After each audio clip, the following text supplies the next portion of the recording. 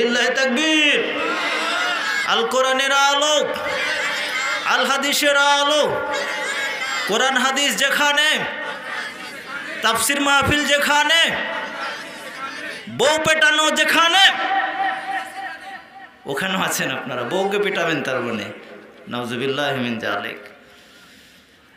একটু খেয়াল থাকতে, আপনার কি জাগ্রত শ্রোতা নাকি ঘুমান্ত শ্রোতা, এটা কিন্তু চেক করবো আমি। এর আবেগে কথা বলবেন, একটু বুঝে শুনে বলবেন। সম্মানিত উপস্থিতি, আলোচনা করছিলাম গতকালকে root of creation of human being. আদম আলী সৃষ্টির গোড়া কিভাবে সূচনা হলো, হযরত আদম আলাইহিস সালাম কে কীভাবে আল্লাহ তৈরি করলেন, এই জায়গায় আলোচনা রেখেছিলাম। মূল আলোচনা করছিলাম সাফায়াত নিয়ে, সুপারিশ। বিশ্বনবী সাল্লাল্লাহু আলাইহি সাল্লামের সুপারিশ ছাড়া আমাদের কোনো গতি নাই। কারণ কিয়ামতের কঠিন ময়দানে আল্লাহর সাথে কথা কেউ বলতে পারবে না। কোনো নবী, সাধারণ মানুষ তো দূরের কথা, কোনো নবী আল্লাহর সাথে কথা বলার সেই দিন সাহস করবে না। সবাই নিজেকে নিয়ে সবাই পেরেশান থাকবে, ব্যস্ত থাকবে। শুধু একজন কথা বলবেন, হযরত মুহাম্মদ সাল্লাল্লাহু আলাইহি সাল্লাম। তো বিশ্বনবীর শাফায়াত নিয়ে কথা বলছিলাম এবং শাফায়াতের হাদিসটি নিয়ে আলোচনা করছিলাম। কিয়ামতের কঠিন ময়দানে, ভয়াবহ দিনে মানুষ কঠিন যন্ত্রণার ভিতরে থাকবে, মুক্তির জন্য রাস্তা খুঁজবে। তারা প্রথমে হযরত আদম আলাইহিস সালামের কাছে গিয়ে অনুরোধ করবে, আমাদের বাঁচান, আপনি আপনার আল্লাহর কাছে সুপারিশ একটু করে দেন, কারণ আপনি অনেক মর্যাদাবান নবী। আল্লাহ এমন কিছু গুণ আপনাকে দিয়েছে পৃথিবীর অন্য কোনো নবীকে দেন নাই। সাধারণ মানুষ তো দূরের কথা। তার মধ্যে আমি বলছিলাম 1 নম্বর গুণ, তিনি হচ্ছেন সমস্ত মানব জাতির সৃষ্টির গোড়া, সূচনা। আবুল বাশার হাদিসে বলা হচ্ছে সমস্ত মানব জাতির পিতা। 2 নম্বর স্পেশাল গুণ, আদম আলাইহিস সালামকে আল্লাহ নিজের হাতে তৈরি করেছেন। আদম আলাইহিস সালামকে ছাড়া আর কাউকে আল্লাহ নিজের হাতে তৈরি করেন নাই। সেই আলোচনাই করছিলাম কিভাবে আজরাইল পৃথিবী থেকে মাটি নিলেন। সেই মাটি দিয়ে আল্লাহ রাব্বুল আলামিন হযরত আদম আলাইহিস সালামের নিজের হাতে ফ্রেম বানালেন 7 হাত চওড়া করে এবং 60 হাত লম্বা করে। বানানোর পরে 40 বছর এটাকে জান্নাতের ভিতরে ফেলে রাখলেন, প্রাণহীন করে জীবন দেন নাই। এবং এটা 40 বছর জান্নাতের ভিতরে পড়ে থেকে একেবারে শুকিয়ে ঠনঠনে শুষ্ক পোড়ামাটির মতো শক্ত হয়ে গেল। এই জন্য আল্লাহ রাব্বুল আলামিন সূরা রহমানের মধ্যে বলছেন, খলাকাল ইনসানা মিন সলসলিন কাল ফাখর। আমি আল্লাহ তাআলা পোড়ামাটির মতো ঠনঠনে শুষ্ক মাটি থেকে মানুষ বানিয়েছি। সুবহানাল্লাহ বলেন। এরপরে 40 বছর পর এর ভিতর অনেক ঘটনা ঘটেছে, গতকালকে বলেছি। ইবলিস আসতো, এটাকে আঘাত করতো, টনটন করে শব্দ করত। তখন সে বলতো, তোমাকে দিয়ে কিছুই হবে না, you are nothing but zero, তোমার আমি ধ্বংস একদিন করবই। এই যখন অবস্থা, 40 বছর সময় যখন অতিক্রান্ত হলো, আল্লাহ রাব্বুল আলামিন এটার ভিতরে জীবন দেওয়া শুরু করলেন, রুহু দেওয়া শুরু করলেন, প্রাণ দেওয়া শুরু করলেন। এখান থেকে আলোচনা রেখেছিলাম। এবং মাথার দিক থেকে আল্লাহ তাআলা রুহু দেওয়া স্টার্ট করলেন। মাথার দিক থেকে রুহু দেওয়া শুরু করলেন। রুহু যেখানেই যায়, এই যে প্রাণ, সবচেয়ে পৃথিবীর জটিল প্রশ্ন এটা, সবচেয়ে হার্ড কোয়েশ্চেন, রুহুটা কি, জীবনটা কি, এটা আজকে কোনো বিজ্ঞান এটার এক্সপ্লেনেশন, ব্যাখ্যা দিতে পারে নাই। এটা কি জিনিস? আপনার এমন একটা জিনিস আপনার বডির ভিতরে আছে, আপনি চলছেন ফিরছেন সব ঠিক আছে, কিন্তু ওইটা নাই, আপনার বডিটা একদম মূল্যহীন, ভ্যালুলেস। আপনাকে পৃথিবীতে আর একটা দিনও সবাই বলবে তাড়াতাড়ি করো তাড়াতাড়ি করো, এই আপদকার রাখার দরকার নেই। কেউ ভালোবেসে আপনারা রাখবে না, এটা স্মৃতি করে রাখবো। ওই এমন একটা জিনিস আপনার বডির ভিতরে আছে, বের হওয়ার সাথে সাথে আপনার বডিটা পৃথিবীর সবচাইতে মূল্যহীন জিনিস হলো আপনার এই দেহটা। সুবহানাল্লাহ বলেন। তো রুহুটা কোথায় থাকে, এটার ব্যাখ্যা কোনো বিজ্ঞান দিতে পারে না, ইসলাম এটার ব্যাখ্যা দিয়েছে। বিশ্বনবী সাল্লাল্লাহু আলাইহি সাল্লামকে প্রশ্ন করেছে,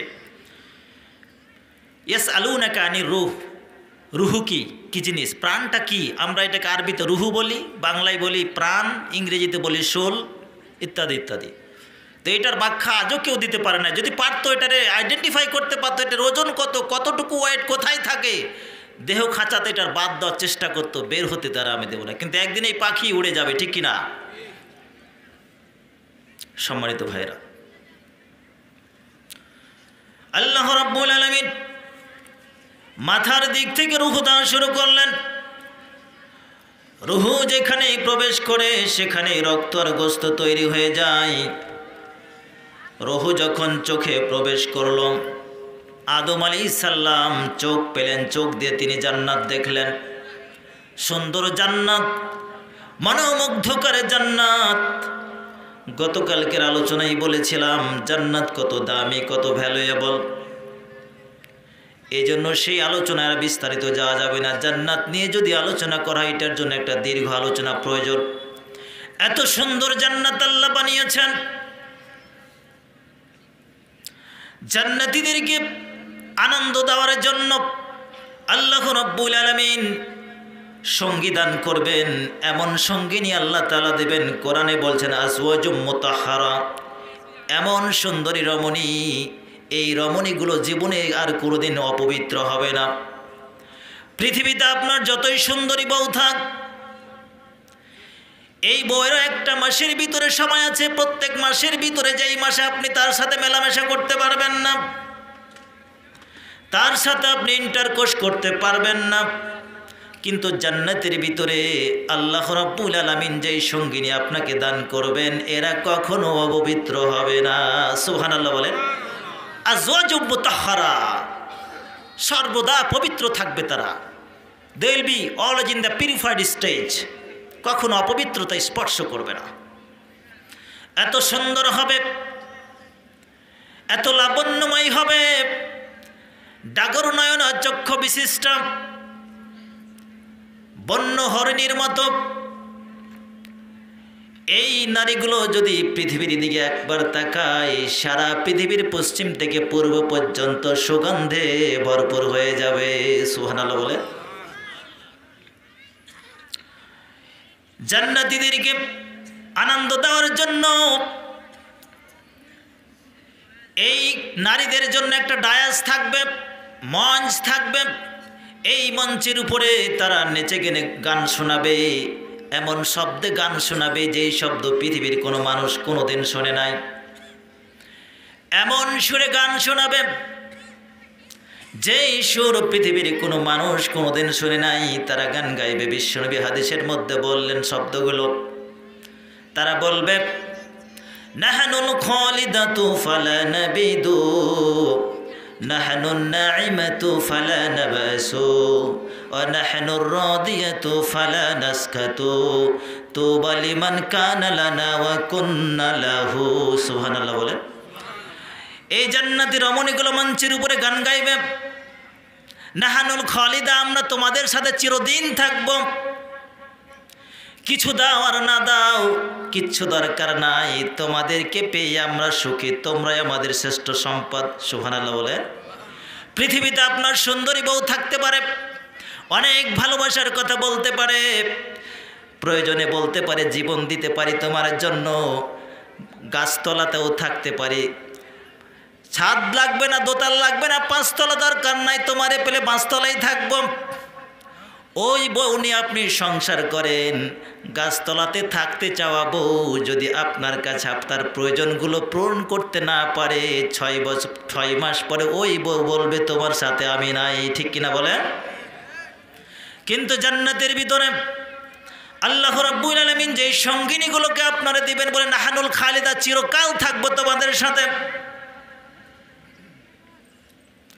অতএব আমরা কখনো তোমাদের ওপরে নারাজ হব না, নাখুশ হব না, চিরকাল আমরা হাসি খুশি থাকবো, আমরা সব সময় রোমান্টিক মোডে থাকব।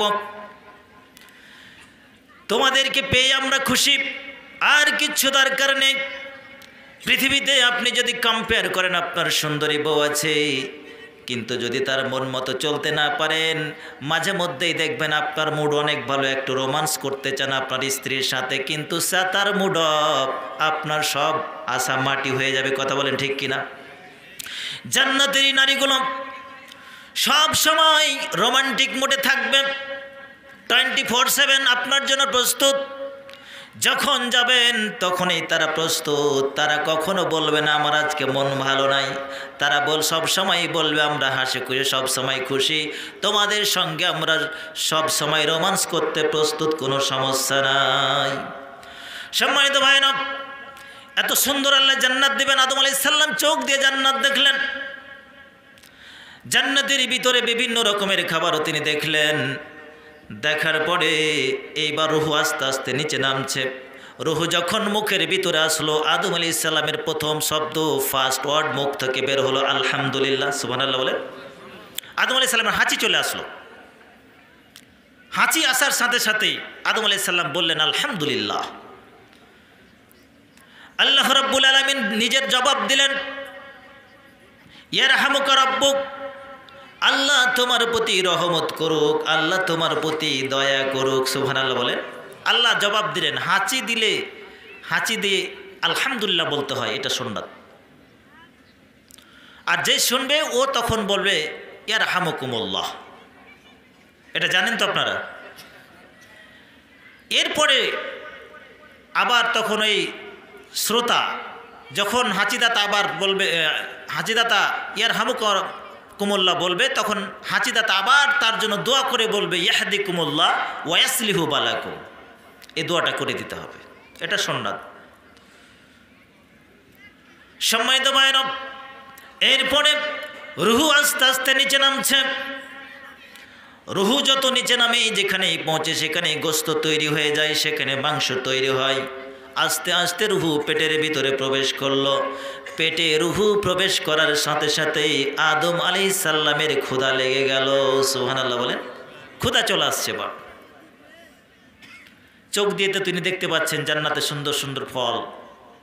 তিনি খাবার জন্য দ্রুত সেগুলো খাবার নেওয়ার জন্য উঠতে যাচ্ছিলেন, সাথে সাথে সেখানে পড়ে গেলেন। সুবহানাল্লাহ বলেন।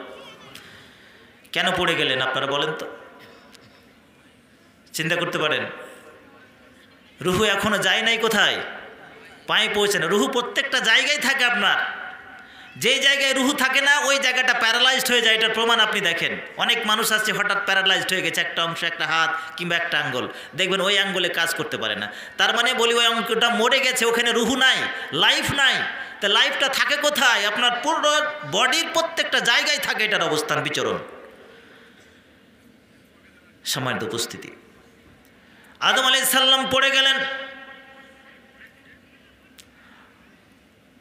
পড়ে যাওয়ার কারণে আদম আলাইহিস সালাম তাড়াতাড়ি করলেন। রুহু পায়ে পৌঁছার আগে খাবার নেওয়ার চেষ্টা করলেন। সৃষ্টির শুরু থেকে আমাদের পিতার এটা অভ্যাস ছিল তাড়াহুড়া করা। আর আমাদের পিতার একটা বৈশিষ্ট্য আমাদের মাঝেও থেকে গেছে, তাড়াতাড়ি সব কাজে আমরা তাড়াতাড়ি করতে চাই। স্মার্ট কার্ড বিতরণ হলে একেবারে সবার আগে নিব, এজন্য লাইন ফেড়ে, জানালায় ঝুলে, গুতা মেরে, মারামারি করে হলে আগে নেব। করোনা ভাইরাসের টিকা নেব, সবার আগে নেব। এই জন্য কত মারামারি, কত ধাক্কা ধাক্কি। এই তাড়াহুড়া করতে গিয়ে কত জায়গায় আমাদের বিশৃঙ্খলা হয়। কিন্তু আমাদের উচিত, আমরা কে বিশ্বনবী আল্লাহ রাব্বুল আলামিন বলছেন উম্মাতা ওয়াসাতা, মিডল ওয়ে, মধ্যমপন্থী জাতি। কোনো কাজে তাড়াহুড়া করা যাবে না, সব কাজে আমাদেরকে মধ্যম পন্থা অবলম্বন করতে হবে। আদম আলাইহিস সালাম তাড়াহুড়া করলেন, রুহু পায় না যাওয়ার আগে দাঁড়ানোর চেষ্টা করলেন, এজন্য পড়ে গেলেন। আল্লাহ রাব্বুল আলামিন কুরআনুল কারীমের মধ্যে বললেন ওয়া কানাল ইনসানু আজুলা, মানুষ সৃষ্টির শুরু থেকেই সব কাজে তাড়াতাড়ি পছন্দ করে। ম্যান ইজ এভার হিস্ট্রি, সব কাজে আগে চাই। এটা সৃষ্টির শুরু থেকেই আদমের এই বৈশিষ্ট্য। আমাদের পিতার ছিল, আমাদেরও আছে, কিন্তু আমাদের বর্জন করতে হবে, আমাদের মধ্যম পন্থা অবলম্বন করতে হবে সব কাজে। সম্মানিত ভাইরা, রুহু এবার যখন পায়ে পৌঁছল, আদম আলাইহিস সালাম উঠে দাঁড়ালেন। আল্লাহ রাব্বুল আলামিন আদম আলাইহিস সালামকে এবার একটা কমান্ড করলেন, হুকুম করলেন, ইজহাব ফাসাল্লিম আলা উলাইকান নাফার। ওই যে দেখো ওখানে একটা ফেরেশতার দল বসে আছে, সহিহ বুখারীর বর্ণনা। ওখানে একটা ফেরেশতার দল বসে আছে, যাও ওদের সালাম দাও। তুমি যে সালাম দিবা আর তারা যে জবাব দিবে, এটাই হবে তোমার সন্তানদের মধ্যে শুভেচ্ছা বিনিময়ের বাক্য। সুবহানাল্লাহ বলেন। পরস্পর দেখা হলে তোমার সন্তানরা কিভাবে কি বলবে, কিভাবে একে অপরকে শুভেচ্ছা জানাবে, অভিবাদন জ্ঞাপন করবে, এটাই সিস্টেম হবে। যাও ওদেরকে সালাম দাও। আদম আলাইহিস সালাম চলে গেলেন, সেখানে যে বলছেন আসসালামু আলাইকুম ওয়া রাহমাতুল্লাহ। ফেরেশতারা তখন জবাব দিল ওয়া আলাইকুম আসসালাম ওয়া রাহমাতুল্লাহি ওয়া বারাকাতুহু। তিনি রহমাতুল্লাহ বলে থামলেন, এ পর্যন্ত বললেন, আর ফেরেশতারা রহমাতুল্লাহ বলার জবাব দেওয়ার সময় আর একটা শব্দ বাড়িয়ে দিলেন এবং বললেন ওয়া বারাকাতুহু। আমাদের সালাম শুভেচ্ছা বিনিময়ের সিস্টেম এটাই। পরস্পর যেখানে দেখা হোক, রাস্তাঘাটে, পথে, প্রান্তরে দেখা হয়েছে, সালাম দেন, আসসালামু আলাইকুম, জবাব দেন ওয়া আলাইকুম আসসালাম ওয়া রাহমাতুল্লাহ। এটা সিস্টেম আমাদের পিতা আদমকে দেওয়া হয়েছে, সিস্টেম জান্নাতের ভিতরে টিচিং। অতএব এই শুভেচ্ছা বিনিময়ের নিয়ম শুধু কি মুসলমানের বলেন তো? শুভেচ্ছা বিনিময়ের সিস্টেম আমাদের পিতাকে শিখিয়ে দিয়েছে। তার মানে আদম যত সন্তান আছে, হিন্দু, বৌদ্ধ, খ্রিস্টান, সবার শুভেচ্ছা বিনিময়ের বাক্য হবে এক এবং অভিন্ন। সেটা হচ্ছে আসসালামু আলাইকুম। Hi, hello, good morning, good evening, good afternoon. These are not the teaching of Islam. These are not the mannerism of Islam. এগুলো ইসলামের শিক্ষা নয়, ইসলামের এগুলো আদব নয়, শিষ্টাচার নয়। আল্লাহ কত সুন্দর টিচিং দিলেন জান্নাতের ভিতরে। আসসালামু আলাইকুম ওয়া রাহমাতুল্লাহ। কিভাবে শুভেচ্ছাটা বিনিময় করছেন? আপনি কি বলছেন এর মাধ্যমে? আসসালামু আলাইকুম। আপনি দোয়া করছেন দেখা হলে আপনার উপরে শান্তি বর্ষিত হোক, আল্লাহ আপনার উপরে শান্তি বর্ষণ করুক। আর ও তখন বলছে ওয়া আলাইকুম আসসালাম, আল্লাহ আপনার উপরও শান্তি বর্ষণ করুক। কি চমৎকার! এর ভিতরে বেনিফিট আছে, কল্যাণ আছে। কিন্তু গুড মর্নিং বলে কি কল্যাণ আছে বলেন তো? চারানাও ভ্যালু আছে, মূল্য আছে? আর কোনো মূল্য নাই।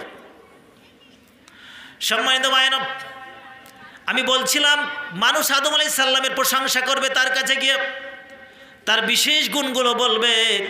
তার মধ্যে একটা গুণ হলো তিনি হলেন সমস্ত মানব জাতির পিতা। 2 নম্বর গুণ হলো আল্লাহ তাকে নিজের হাতে বানিয়েছেন, যেটার হিস্ট্রি বললাম। 3 নম্বর গুণ হলো আল্লাহ নিজে ফু দিয়ে তাকে জীবন দিয়েছেন। গতকালকে বলেছিলাম আদম ছাড়া আর কাউকে আল্লাহ নিজে ফু দিয়ে জীবন দেন নাই। অন্য সমস্ত মানুষ, সমস্ত নবীদেরকে আল্লাহ পাকের একজন ফেরেশতা এসে ফু দিয়ে জীবন দেন, কিন্তু আদম আলাইহিস সালামকে আল্লাহ নিজে ফু দিয়ে জীবন দিয়েছেন। 4 নম্বর বৈশিষ্ট্য হলো আদম আলাইহিস সালামকে আল্লাহর হুকুমে সমস্ত ফেরেশতা সিজদা করেছে। ঠিক কিনা কথা বলেন? সমস্ত ফেরেশতা আদম আলাইহিস সালামকে সিজদা করেছে আল্লাহর হুকুমে। এটা অন্য কোনো নবীকে দেন নাই, করেন নাই। আপনারা জানেন এই ইতিহাস। আল্লাহ রাব্বুল আলামিন সূরা বাকারার মধ্যে আছে 34 নম্বর আয়াত, সব ফেরেশতাদেরকে বলল উসজুদু লি আদম, আদমকে সিজদা করো, prostrate before Adam. So they prostrated, ফাসাজাদু, সবাই সিজদা করলো এক্সেপ্ট ইবলিস, রিফিউজড। সে প্রত্যাখ্যান করলো, and was arrogant and became of the disbelievers. সে স্বীকার করলো না, সে সিজদা করলো না, এই জন্য সে অবিশ্বাসী কাফের হয়ে গেল। নাউজুবিল্লাহ বলেন। সবাই সিজদা করলে ইবলিস সিজদা করলো না। এই গুণ, এই বৈশিষ্ট্য শুধুমাত্র আল্লাহ রাব্বুল আলামিন আদমকে দিয়েছেন। অন্য কোনো পৃথিবীর আর কোনো নবীকে আল্লাহ এত বড় মর্যাদা দেন নাই। ফেরেশতা দিয়ে সিজদার কোনো নবীকে আল্লাহ তাআলা করার নাই। মানুষ বলবে আপনি এত বড় সম্মানওয়ালা নবী, এত বড় মর্যাদা আপনার, ইশফা লানা ইলা রাব্বিক, আপনি আমাদের জন্য একটু আল্লাহর কাছে সুপারিশ করেন। সুবহানাল্লাহ বলেন। একটু সুপারিশ করে দেন। দেখেন তো কি অবস্থা, কত কষ্ট, কত যন্ত্রণা আপনি দেখতে পাচ্ছেন, একটু সুপারিশ করেন। আদম আলাইহিস সালাম বলবেন পারবো না, আল্লাহর সাথে কথা বলার মতো সাহস আর সামর্থ্য কোনোটাই আমার নাই। আল্লাহর সাথে কথা বলার সাহস আমি করতে পারি না, কারণ আল্লাহ আজ এত রাগান্বিত, এমন রাগান্বিত তিনি কোনোদিন হননি আর ভবিষ্যৎ হবেন না। আমি আল্লাহর সাথে কথা বলতে পারবো না। তাছাড়া আমি টেনশনের ভিতরে আছি, আমি পেরেশানির ভিতরে আছি, কারণ জান্নাতে সৃষ্টি করার পরে আল্লাহ আমাকে জান্নাতে বসবাস করতে দিয়েছিলেন। আল্লাহ বলেছেন, ইয়া আদম উসকুন আনতা ওয়া যাওজুকাল জান্নাতা ওয়া কুলা মিনহা রাগাদান হাইসু শিতুমা ওয়া লা তাকরাবা হাদিহি আশ-শাজারাতা ফাতাকুনা মিনাদ যালিমিন। আল্লাহ রাব্বুল আলামিন বললেন, আদম তুমি আর তোমার স্ত্রী জান্নাতের ভিতরে বসবাস করো, যা খুশি খাও, যেখানে খুশি যাও। শুধুমাত্র আল্লাহ বললেন, ওই যে দেখো একটা গাছ দেখা যায়, ওই গাছটার কাছে ভুল করেও যাবা না, যদি যাও তাহলে তোমরা জালেম হয়ে যাবা। শয়তানের প্ররোচনায়, শয়তানের ধোকায় আল্লাহর সেই হুকুম আমি মানতে পারি নাই। শয়তান আমাদেরকে প্রতারিত করেছে, মিথ্যা কসম খেয়ে আমাদেরকে সে ভুল করিয়েছে, ধোকা দিয়েছে। আমরা সেই গাছের ফল খেয়েছিলাম, গাছের ফল খাওয়ার সাথে সাথে আল্লাহ আমাদের শরীর থেকে জান্নাতি পোশাক খুলে নিয়েছিলেন। ফল খাওয়ার সাথে সাথে জান্নাতি পোশাক খুলে পড়ে যায়। আদম এবং হাওয়া নিজেরই সম্মান বাঁচানোর জন্য তারা লজ্জিত হয়ে পড়ে। লজ্জাস্থান যখন খুলে পড়ে যায়, জান্নাতের পোশাক যখন তাদের খুলে পড়ে গেল, ওই গাছের পাতাগুলো নিয়ে তারা তাদের লজ্জাস্থানকে ঢাকা শুরু করলো। সুবহানাল্লাহ বলে, অতফিকা ইয়াকসিফানি মিন ওয়ারাকিল জান্নাহ। আল্লাহ বলছেন কোরআনে, ওই গাছের পাতাগুলো নিয়ে তখন তারা ঢাকতে শুরু করলেন। আল্লাহ ডাক দিয়ে বলেন, আলাম আনহাকুম আন তিলকুমা শাজারা, আমি কি বলি নাই এই গাছ থেকে তোমাদের যেতে নিষেধ করি নাই? যাও, পৃথিবীতে যাও, এখানে আর থাকার তোমাদের কোনো রাইট নেই, অধিকার নেই, চলে যাও, বেরিয়ে যাও। সেই বুখারীর বর্ণনা, হাদিসে আসছে, আদম এবং মূসা আলাইহিস সালামের মধ্যে জান্নাতের মধ্যে একটা তর্ক হবে, তর্ক হয়েছে। মূসা আলাইহিস সালাম বললেন, কই আমাদের পিতা আদম, দেখিয়ে দেন আমাকে, ওনার সাথে অনেক বোঝাপড়া আছে আমার। আদম আলাইহিস সালামকে দেখিয়ে দেওয়া হবে। মূসা আলাইহিস সালাম বলবেন, আপনি তো সেই আদম যার ভুলের কারণে আমাদেরকে জান্নাত থেকে পৃথিবীতে আসতে হয়েছে।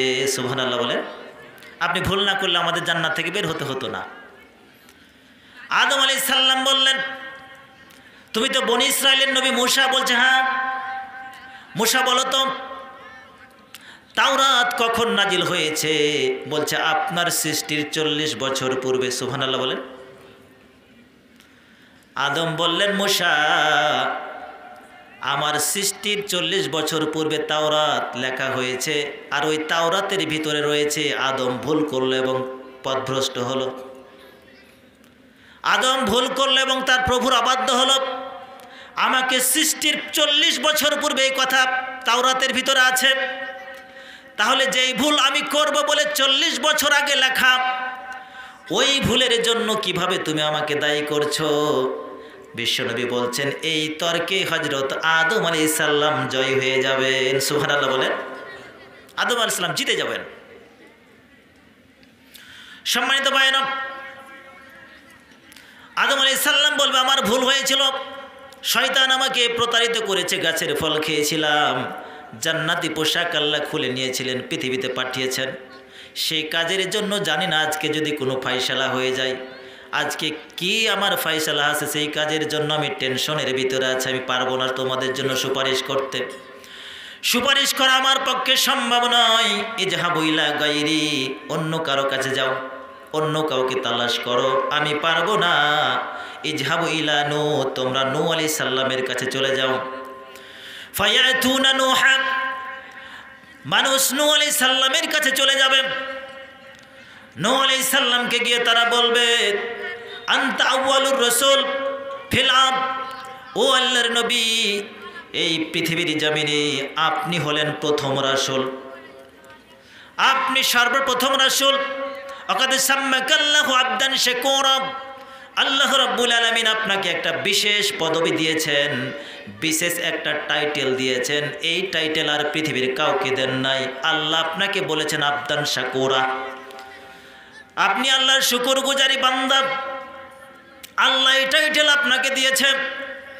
এত বড় সম্মান, এত বড় মর্যাদার কারণে ইশফা লানা ইলা রাব্বিক, আপনি আমাদের জন্য আজকে একটু সুপারিশ করেন, আমাদের কষ্ট তো আপনি নিজেই দেখতে পাচ্ছেন। নূহ আলাইহিস সালাম বলবেন পারবো না, আল্লাহর সাথে কথা আমি আজকে বলতে পারবো না, কারণ আমার আল্লাহ এত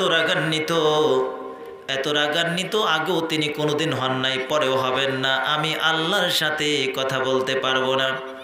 তাছাড়া আমি টেনশনের ভিতরে আছি, কারণ ৯৫০ বছর আমি আমার জাতির কাছে দাওয়াত দিয়েছি, আমার জাতির লোকেরা আমার দাওয়াত কবুল করে নাই, তারা আমাকে মেরেছে, আমাকে পিটিয়েছে, আমাকে জেলে রেখেছে, সকালবেলা মেরেছে, মার খাওয়ার পর আবার সন্ধ্যায় দাওয়াত নিয়ে গিয়েছি, সন্ধ্যাবেলা পিটিয়েছে, আবার সকালে দাওয়াত নিয়ে গিয়েছি, ৯৫০ বছর অনেক জুলুম আর নির্যাতন তাদের সহ্য করেছি, এরপরেও তারা অল্প কিছু মানুষ ছাড়া আমার দাওয়াত গ্রহণ করে নাই, আমার কথা সারা শুনে নাই, আমার ডাকে তারা সাড়া দেয় নাই।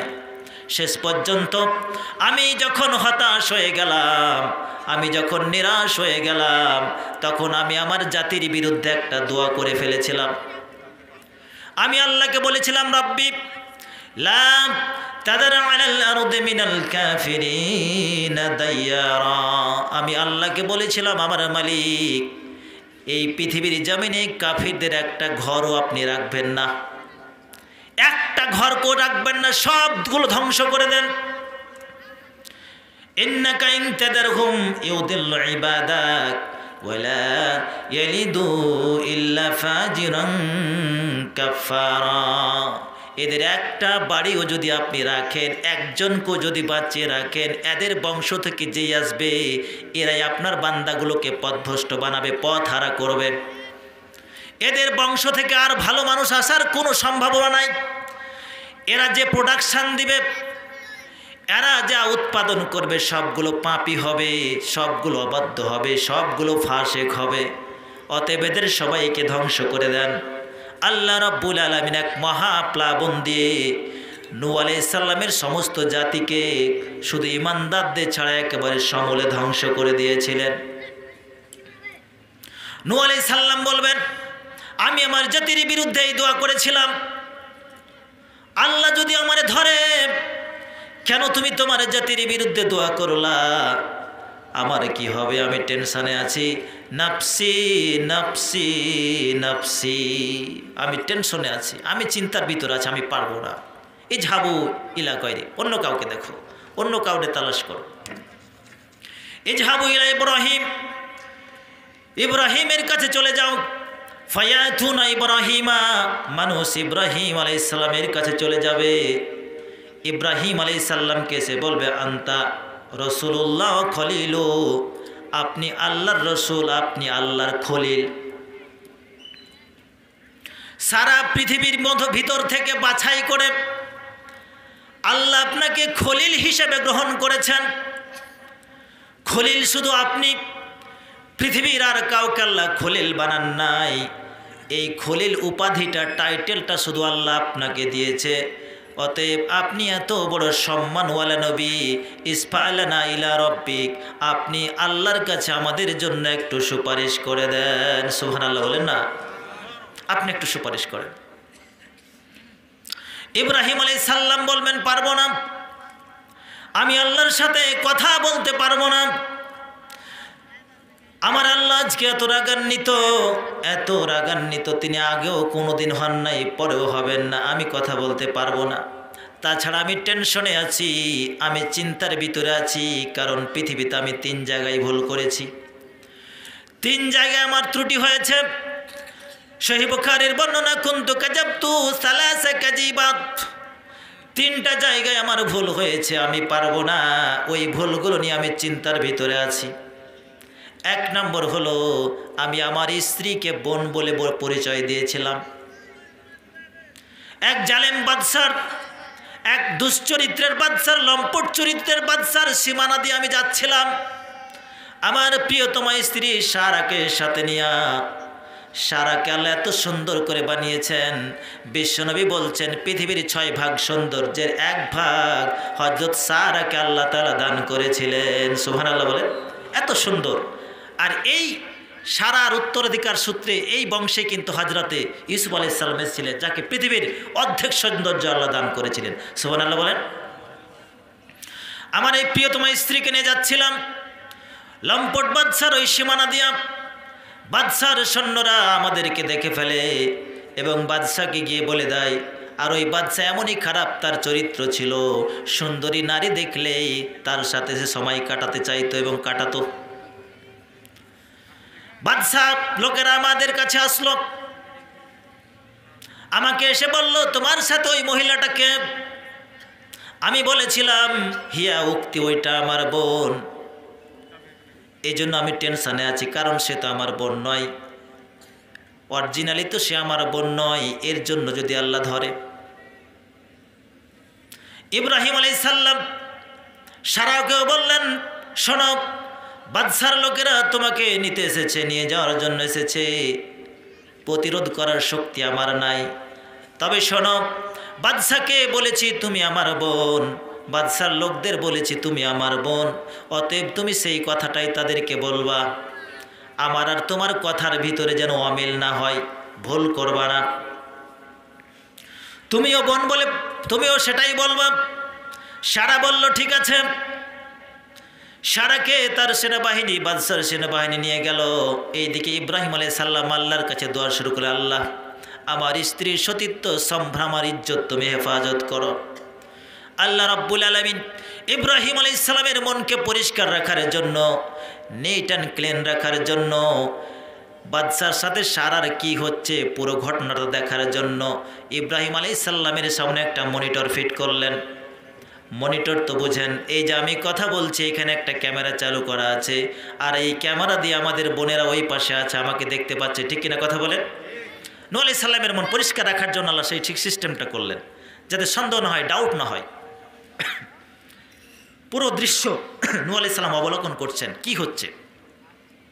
সারা যাওয়ার সাথে সাথে বাদশা সারার দিকে হাত বাড়ালো। আল্লাহ রাব্বুল আলামিন এই লম্পট বাদশাকে এমনভাবে গ্রেপ্তার করলেন, তার পুরো অঙ্গটা একেবারে প্যারালাইজড করে দিলেন, অবশ করে দিলেন, যে এখানে দাঁড়িয়ে আছে সেখানে আর সামনে আগাতে পারে না, পিছনেও আগে ধরতে পারে না, হাত নড়াতে পারে না, পা নড়াতে পারে না, একেবারে স্টপ হয়ে গেছে, সব কিছু প্যারালাইজড, অবশ হয়ে গেছে। বাদশা বুঝতে পারল এটা কোনো সাধারণ মহিলা নয়, এক মহিষী রমণী, অতএব এর ক্ষতি করতে চাইলে নিজেকে ধ্বংস হতে হবে। বাদশা বলল, বাঁচাও, তোমার কোনো ক্ষতি আমি করব না। সারা দোয়া করলেন, বাদশা মুক্তি পেল। কিন্তু এই বাদশা বলা হয় কয়লা যায় না ধুলে স্বভাব যায় না মলে, ঠিক না? কয়লা যায় না ধুলে স্বভাব যায় না বলে, কয়লা ধুইলে ময়লা যায় না, কিন্তু চরিত্র তার হঠাৎ পরিবর্তন করতে পারে না। বলছে না, আগে কি হয়েছে আর একবার দেখে ট্রাই করে। আবার যখন হাত বাড়িয়েছেন, আল্লাহ রাব্বুল আলামিন তারে আরো পূর্বের চাইতে শক্তভাবে ধরলেন। বাদশা আবারও ভুল স্বীকার করলো, সারা দোয়া করলেন, মুক্তি পেল। এইভাবে যখন 3 বার ট্রাই করার পর ব্যর্থ হলো, বাদশা তখন বুঝতে পারলেন এর সাথে খারাপ কিছু করার চিন্তা করলে নিজের ধ্বংস হওয়া লাগবে। সারাকে ছেড়ে দিলেন, আর সাথে একজন দাসীকে গিফট হিসেবে হাজেরা। 4 পেটে অনেক লম্বা ইতিহাস আছে, ইসমাইল আলাইহিস সালামের জন্ম হবে। এই হাজেরাকে সারার সাথে গিফট দিয়ে পাঠিয়ে দিলেন, বিদায় করলেন। সারা ফিরে আসলেন। ইব্রাহিম আলাইহিস সালাম বলেন, মাহিয়াম, কি হয়েছে, অবস্থা বলো। সারা বললেন, আল্লাহ ওই বাদশার সমস্ত ষড়যন্ত্রকে ধূলিসাৎ করে দিয়েছেন। সুবহানাল্লাহ বলেন। তো ইব্রাহিম আলাইহিস সালাম, এটা একটা ফল্ট।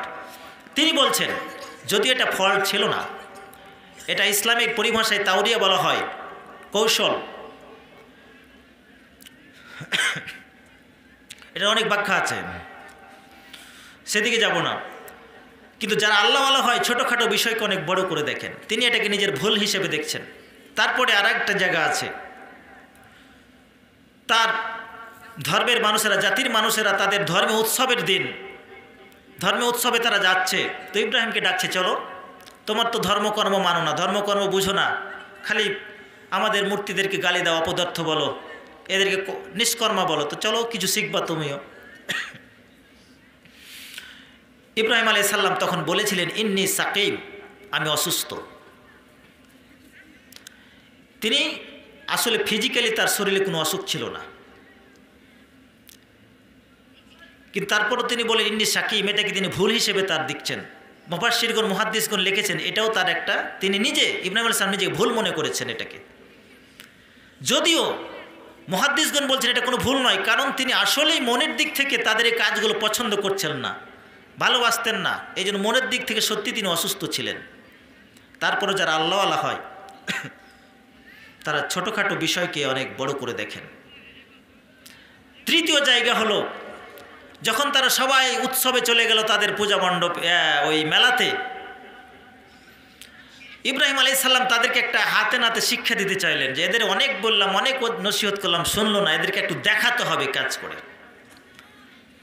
এরা যে রবের পূজা করে এটা যে অপদার্থ, হাতে নাতে দেখা দরকার, নাইলে এরা শুধরিবে না। তারা চলে গেছে, এদের সব দেবতার ঘরে ঢুকলেন তিনি একাই। তিনি দেখলেন সবগুলো দেবতার সামনে খাবার সাজানো। তিনি একেবারে রাগ করে বলছেন খাবার দেওয়া আছে সামনে, খাস না কেন? মানুষের রব সেজে বসে আছো, খাও। যখন খাচ্ছে না, তার হাতে একটা কুঠার ছিল, একেবারে টানা একটা করে শক্তি দিয়ে বাড়ি একেবারে মাটির সাথে সবগুলো ভেঙে একেবারে গুঁড়িয়ে ফেলতেছেন একটা একটা করে। সবগুলো ভাঙার পরে সব থেকে বড় যেটা, এটা হলো লিডার, এটারে ভাঙছেন না তিনি। গরম পানি বাদা বড়টারে তিনি রাখছেন, এটাকে রেখে দিচ্ছেন লিডারকে যে তুই থাক। ওর ঘাড়ে কুঠারটা দিয়ে ঝুলিয়ে চলে আসছে। তারা সবাই ফিরে আসছে, এসে তারা তাদের মূর্তির সামনে রাখা প্রসাদ খাবে, খাবার খাবে, বরকত হবে, এটা মনে করে তারা খায়। কিন্তু এসে দেখছে তাদের দেবতারা একটা গোটা নেই, সব ভেঙে মাটির সাথে গুঁড়িয়ে। তাদের প্রভু একটা গোটা নেই। কি প্রভু? তাদের প্রভু গোটা নেই, সব মাটির সাথে মিশিয়ে দেওয়া হয়েছে। কে করলো কাজ? কে করতে পারে? কেউ কে বললো সামিনা ফাতানি ওয়াকালু লাহু ইব্রাহিম, এক ইব্রাহিম নামে এক ব্যক্তি এগুলোর বিরুদ্ধে কথা বলতো, সম্ভবত সে করতে পারে। ডাকো তারে, ধরে আনো তারে। ইব্রাহিম আলাইহিস সালামকে ধরে আনা হলো। ইব্রাহিম আলাইহিস সালামকে বলা হলো তুমি কি করছো এগুলো? বলছে আমি কি বলবো, বড়টা এই যে লিডার তো আছে খাড়িয়ে দাঁড়িয়ে আছে, ওকে প্রশ্ন করেন। বাল ফাআলাহু কাবীরুহুম, এটা আর কি বড়টা লিডার এটা করেছে, এই যে শক্তির বলে ছোটগুলোকে ভেঙে দিয়েছে। সুবহানাল্লাহ বলেন না। বাল ফাআলাহু কাবীরুহুম, এই যে শব্দটা যে এই বড়টা করেছে, আসলে করেছে কে বলেন তো? ইব্রাহিম আলাইহিস সালাম। কিন্তু তিনি বলছেন এটা বড়টা করেছে। একটু জিজ্ঞেস লা, এটা করতে থাকেন, লা ইলাহা ইল্লাল্লাহ।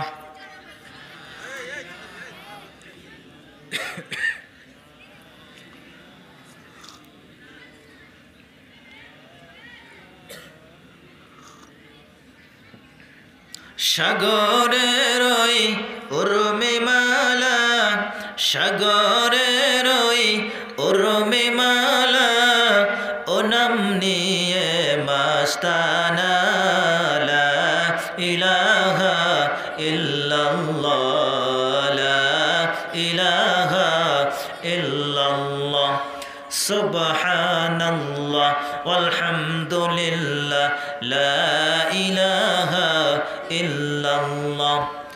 রোজ বিহানে একটা পাখি আল্লাহ আল্লাহ ডাকে, সেই পাখিটির গানে গানে হৃদয় দুলতে থাকে। দিকে দিকে সে সুর তোলে সারা,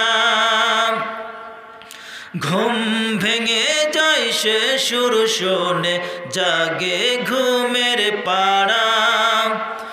দিকে দিকে সে সুর তোলে সারা, ঘুম ভেঙে যায় সে সুর শোনে, জাগে ঘুমের পাড়া। রঙিন আলো ছড়িয়ে পড়ে তখন শাখে শাখে লা ইলাহা ইল্লাল্লাহ।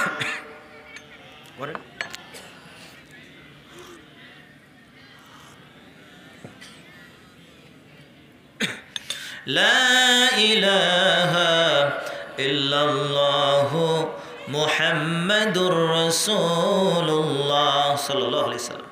তো ইব্রাহিম আলাইহিস সালাম বাল ফাআলাহু কাবীরুহুম, এটা বলেছিলেন যে এটা বড়টা করেছে। তো এটা তার নিজের তিনি নিজেই ভুল হিসেবে বিবেচনা করছেন, কারণ করেছেন তো তিনি নিজে। যদি এটা ছিল আল্লাহর বড়ত্ব, আল্লাহর শ্রেষ্ঠত্ব প্রমাণ করার জন্য এটা একটা হেকমত তাওরিয়া বলা হয়, এটাও মিথ্যা নয়। কিন্তু ইব্রাহিম আলাইহিস সালাম এটাকে ভুল হিসেবে বিবেচনা করেছেন। তো তিনি বলবেন আমার 3 জায়গায় ফল্ট হয়েছে, আমি টেনশনে আছি, আমি পারবো না আল্লাহর সাথে কথা বলতে। ইজহাবু ইলা গায়রি, অন্য কারো কাছে যাও। ফায়াতুনা মুসা, মুসা আলাইহিস সালামের কাছে চলে যাও। ইজহাবু ইলা মুসা, মুসার কাছে যাও। মুসা আলাইহিস সালামের কাছে মানুষ চলে যাবে। মুসা আলাইহিস সালামকে এসে বলবে আনতা নবিউল্লাহ, আপনি আল্লাহ নবী, কালিমাতু ফাদ্দালাকাল্লাহু বিরিসালাতিহি ওয়া বিকালামিহি, আল্লাহ আপনাকে সম্মান দিয়েছেন রিসালাত দিয়ে, আল্লাহ আপনাকে সম্মান দিয়েছে সরাসরি আপনার সাথে কথা বলে। সুবহানাল্লাহ বলেন। আপনার ছাড়া আর কারো সাথে সরাসরি আল্লাহ কথা বলেন নাই। সমস্ত নবীদের কাছে ওহী নিয়ে এসেছেন জিবরাইল, আর আপনার কাছে ওহীর বাণী যখন দরকার হয়েছে আল্লাহ নিজে ওহীর বাণী শুনিয়ে দিয়েছেন। সুবহানাল্লাহ বলেন। এত বড় নবী আপনি সুপারিশ করেন। তো নূহ আলাইহিস সালাম না, মুসা আলাইহিস সালাম বলবেন আমি পারবো না, আল্লাহর সাথে কথা বলার মতো শক্তি এবং সাহস আমার নেই, আল্লাহর সাথে আমি কথা বলতে পারবো না। তাছাড়া আমার একটা ভুল হয়েছে, আমার জীবনে একটা ভুল হয়েছে। আমি একজন কিবতীকে হত্যা করেছিলাম, একটা ঘুষি মারছিলাম, মারার জন্য নয়, কিন্তু সে মারা গিয়েছে এক ঘুষিতে। ওরে মারার তো পারমিশন আমার ছিল না। আল্লাহ যদি ওর জন্য আমারে ধরে আমি কি জবাব দেব? আমি টেনশনে আছি, আমি পারবো না। ইজহাবু ইলা ঈসা আলাইহিস সালাম, তোমরা ঈসার কাছে। সুবহানাল্লাহ বলেন। ফায়াতুনা ঈসা, মানুষ ঈসা আলাইহিস সালামের কাছে চলে যাবে। ঈসা আলাইহিস সালামকে এসে বলবেন আপনি আল্লাহর নবী, আনতা রাসূলুল্লাহ ওয়া কালিমাতুহু আলকাহা ইলা মারইয়ামা রূহুম মিন ওয়া কাল্লামতান নাস ফিল মাহদি সাবিয়া। ও আল্লাহর নবী ঈসা, আপনি এমন একজন নবী, এমন একজন পয়গম্বর যিনি, যাকে আল্লাহ রাব্বুল আলামিন পিতা ছাড়া সৃষ্টি করেছেন কুমারী মারিয়ামের পেটে, যাকে সৃষ্টির জন্য কোনো পুরুষ মানুষের স্পর্শ দরকার হয় নাই। আপনি এমন একজন নবী।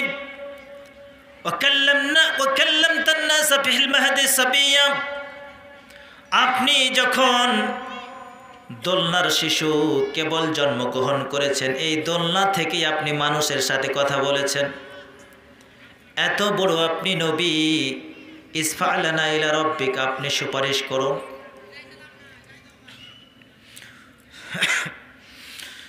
এত বড় নবী আপনি,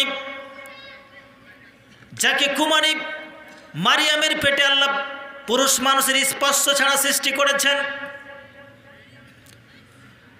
যখন মারিয়ামের পেটে আপনাকে নিক্ষেপ করলেন, যখন আপনি পেটে আসলেন, মারিয়াম যখন গর্ভবতী হলো, এলাকার মানুষ কত না কথা বলেছে, অপমান করেছে, তাকে এলাকা থেকে বের করে দিয়েছে, লোকালয় থেকে বের করে দিয়েছে। তখন আপনার মা চলে গেল একটা গাছের নিচে, খেজুর গাছের নিচে, এলাকা ছেড়ে, গ্রাম ছেড়ে।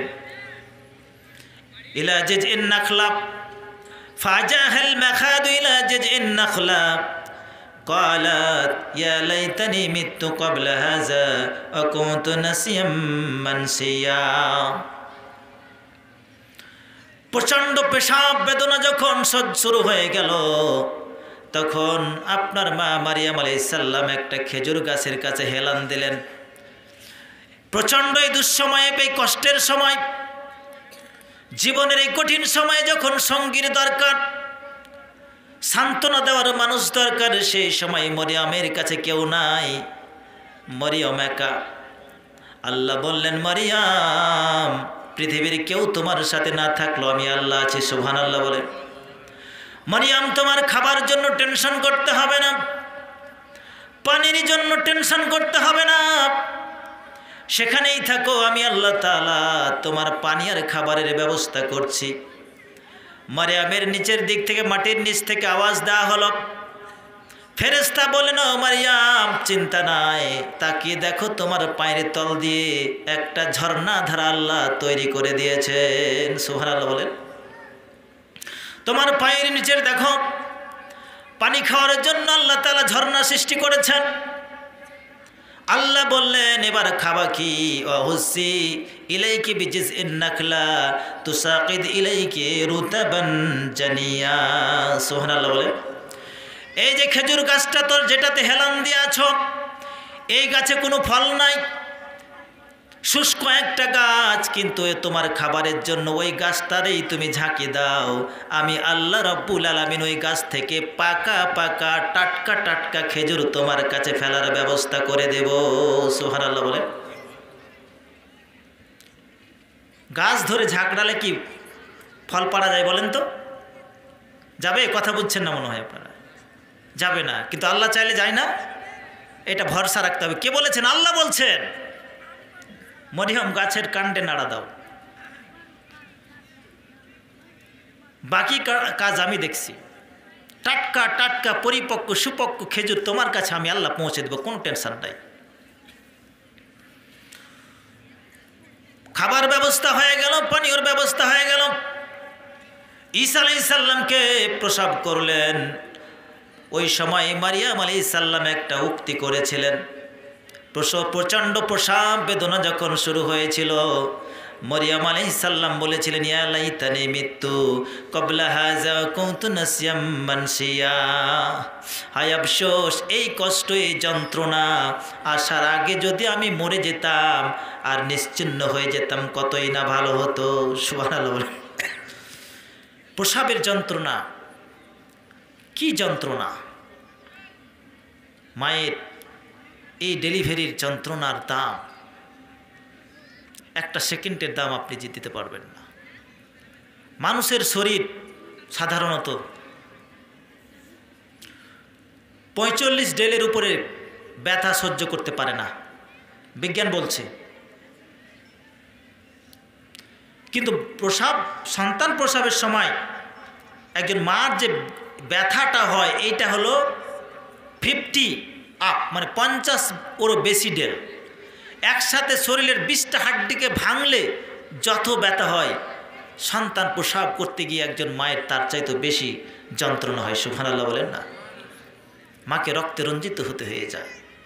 এই জন্য আল্লাহ তাআলা মায়ের অবদানের স্বীকৃতি দিচ্ছেন কোরআনে, হামালাতুহু উম্মুহু কুরহা ওয়া ওয়াদাতুহু কুরহা। মা সন্তানকে পেটে নিয়েছে কষ্ট করে এবং প্রসব করেছে কষ্ট করে। পেটে নেওয়া, প্রসব করা, এবং এরপরে এখানে দায়িত্ব শেষ নয়, এরপরে তাকে 2 বছর মানে 24 মাস বুকের দুধ খাওয়াইছে। সুবহানাল্লাহ বলেন। একজন সন্তান প্রতিদিন কতটুকু দুধ খায় একজন মায়ের স্তন থেকে? বিজ্ঞান বলছেন প্রতিবারে যখন দুধ খায় 200 থেকে 225 মিলিগ্রাম পর্যন্ত দুধ খায়। সুবহানাল্লাহ বলেন। তাহলে যদি একজন সন্তান 10 থেকে 12 বার প্রতিদিন দুধ খায়, তাহলে যদি সে 12 বার দুধ খায়, 12 দুগুণে 24, 2.5 কেজির উপরে দুধ খায় একজন সন্তান ডেইলি। এইভাবে 24 মাস কত দুধ খেয়েছেন হিসাব করবেন, মেলাবেন আজকে কি। এখানে মায়ের দায়িত্ব শেষ নয়। আপনি যখন বড় হয়ে যান, হাঁটা চলা করতে শেখেন, বাইরে যান, যেখানেই যান না কেন, আপনার জন্য আপনার মায়ের টেনশন সব সময় কাজ করে, না জানে সন্তানটা কোথায় চলে গেল। দুশ্চিন্তার মধ্যে সব সময় মা সময় অতিকাল ক্ষেপণ করে। আপনি যখন অসুস্থ হয়ে যান, চিকিৎসা করে করে যখন ব্যর্থ হয়ে যায়, ডাক্তার বলে বাঁচবে না, কবিরাজ বলে বাঁচবে না, আপনার সন্তানের সময় শেষ। কিন্তু আপনার মা, জনম দুঃখিনী মা, গর্ভধারিণী মা আশা ছাড়তে পারে না। সারা রাত আপনার মাথার কাছে বসে থাকে, বসে বসে আল্লাহর কাছে দোয়া করে, ও মালিক, আমার সন্তানের জীবনের হায়াত যদি শেষ হয়ে থাকে, আমি আমার জীবনে যতটুকু বাকি হায়াত আছে আমার সন্তানটারে দাও, আমারে তুমি তুলে নাও, আমারে তুমি মেরে দাও, আমার সন্তানটারে আমার জীবনের বিনিময়ে তুমি ভিক্ষা দাও। কথা বলেন ঠিক কিনা? আমার সন্তানটারে বাঁচায় দাও। আল্লাহ তুমি আমার সন্তানটার যদি সুস্থ করে দাও, আমার পোশাক, বহু কষ্টে পোষা একটা ছাগল আছে, এটা আমি তোমার ঘরে দান করে দেব। মালিক, তুমি আমার সন্তানটারে যদি বাঁচায় দাও, তোমার জন্য, তোমাকে খুশি করার জন্য আমি 6টা নফল রোজা রাখবো। সারাটি রাত ধরে মা আপনার মাথার কাছে বসে বসে এইভাবে দোয়া করতে থাকে আর মানত করতে থাকে। কথা বলেন ঠিক কিনা? এত অবদান মায়ের, এত কষ্ট এখানেই শেষ নয়। মায়ের হৃদয়টাকে আল্লাহ এমন একটা কম্পিউটার বানিয়ে দিয়েছেন, আপনি যেখানেই যান না কেন, দেশের ভেতরে কিংবা বাইরে, সন্তানের যখন দেশের বাইরেও কোনো বিপদে পড়ে, মায়ের হৃদয়টা সেটা টের পেয়ে যায়। ঠিক কিনা কথা বলে? গভীর রাতে হঠাৎ করে মা হন্তধন্ত হয়ে উঠে আর ধড়ফড় করতে থাকে, ছোট ছেলেকে ডাকে, বড় ছেলেকে ডাকে, বউকে ডাক দেয়, বলে মা এসো একটু, আমার বোনটা ভালো করতেছে না, আমার সুমনরে একটু ফোন দাও, আমার আব্দুল্লাহর একটু ফোন দাও, আমি একটু কথা বলি, আমার স্বপ্নে যেন কেমন দেখলাম, আমার ভালো লাগতেছে না, আমার মনটা বড় ছটপট করছে, একটু কথা বলে দেখি। সম্মানিত ভাইরা,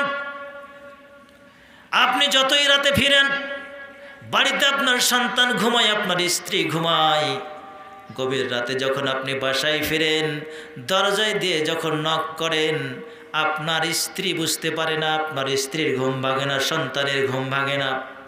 কিন্তু আপনার মা যদি বেঁচে থাকে, 60 হোক আর 70, 100 বছরের মা হোক, আপনার একটা ঠোকারের সঙ্গে সঙ্গে মা টের পেয়ে যায়। ঠিক কিনা বলেন? এই হচ্ছে মা।